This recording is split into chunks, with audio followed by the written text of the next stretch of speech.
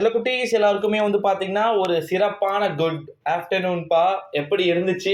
11th standard history public exam ரொம்ப கடினமான முறையில ரொம்பவே வந்து ஈஸியா தான் ப்ரோ இருந்துச்சு அப்படின்னு சொல்லிட்டு ஸ்டூடண்ட்ஸ் உடைய ஒப்பீனியனை நம்மளால வந்து பார்க்க முடிகிறது.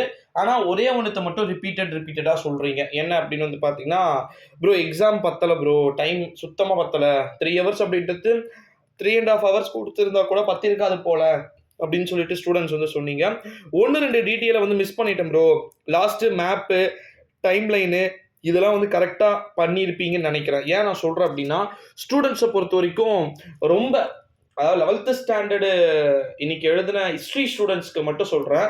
தமிழ் மீடியம் ஸ்டூடண்ட்ஸ்க்கு தான் கொஞ்சம் டஃப்பா இருந்திருக்கும். ஏன் அப்டின்னா, அவங்க வந்து எல்லாத்தையுமே வந்து தமிழ்ல வந்து பண்ண வேண்டிய ஒரு சிச்சுவேஷனுக்கு அவங்க வந்து தள்ளப்பட்டிருப்பாங்க. பட் இங்கிலீஷ் மீடியம் ஸ்டூடண்ட்ஸ் அப்படி இருந்திருக்காதுன்னு நெனைக்கிறேன். ஏன்னா இங்கிலீஷ் மீடியம் ஸ்டூடண்ட்ஸ பொறுத்தவரைக்கும் அவங்க இங்கிலீஷ்ல எழுதும்போது ரைட்டிங் வந்து ரொம்ப கம்மியாயிடும். ஸோ அதனால எப்படி இருந்துச்சு அப்படின்றத நீங்க என்னதான் இருந்தாலும் உங்ககிட்ட இருக்கக்கூடிய ஒப்பீனியனை வந்து மறக்காம வந்து சொல்லுங்க. எளிமையான முறையில வந்து பொதுத் தேர்வு இருந்ததா? 11th ஸ்டாண்டர்ட் வரலாறு ரொம்ப சிறப்பா வந்து இருந்துச்சா அப்படின்னு சொல்லிட்டு நீங்க கமெண்ட்ல வந்து சொல்லுங்க. அதுதான் வந்து எல்லாருக்குமே வந்து ஈஸியா இருந்துச்சா? இல்ல எப்படி இருந்துச்சு? அப்படின்னு சொல்லிட்டு வந்து தெரியும். அடுத்தது இன்னொரு இம்பார்ட்டன்ட்டான ஒரு நியூஸ் என்ன அப்படின்னு வந்து பார்த்தீங்கன்னா, ஏ டைப், பி டைப் மோஸ்ட்லி இல்ல அப்படின்னு வந்து நினைக்கிறேன். உங்களுக்கான ஆன்சர் கீ வேணும் அப்படின்னு நீங்க நினைச்சீங்கன்னா, கீழ டிஸ்கிரிப்ஷன்ல வந்து டெலகிராம் குரூப் லிங்க் இருக்கு.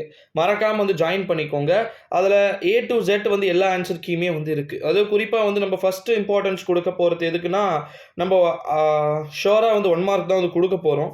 ஓகேங்களா? அதனால 1 மார்க்க மறக்காம வந்து விசிட் பண்ணி பாருங்க. ஓகேங்களா? 1 மார்க்ல ஏ டைப்பா இருந்தாலும் சரி, பி டைப்பா இருந்தாலும் சரி, எந்த டைப்பா இருந்தாலுமே உங்களுக்கான ஆன்சர் வந்துரும்பா. ஓகேங்களா? அவ்வளோதான் நான் சிம்பிளா சொல்ல முடியும்.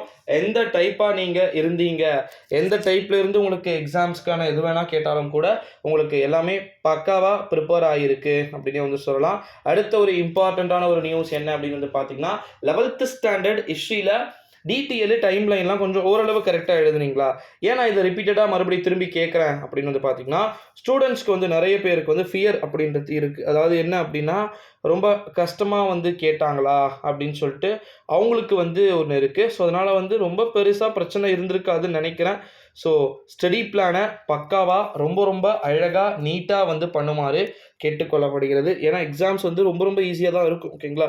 நீங்க பெருசா வந்து வொரி பண்ணிக்க வேண்டிய அவசியம் அப்படின்றது வந்து கிடையாது சில குட்டீஸ்.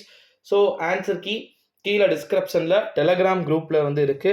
ஸோ, மறக்காம நம்முடைய சேனலோட நீங்க தொடர்ந்து இணைந்திருங்க. அடுத்தடுத்த வீடியோக்கள்ல வந்து சந்திக்கலாம். மறக்காம இந்த வீடியோவை ஷேர் பண்ணிக்கோங்க.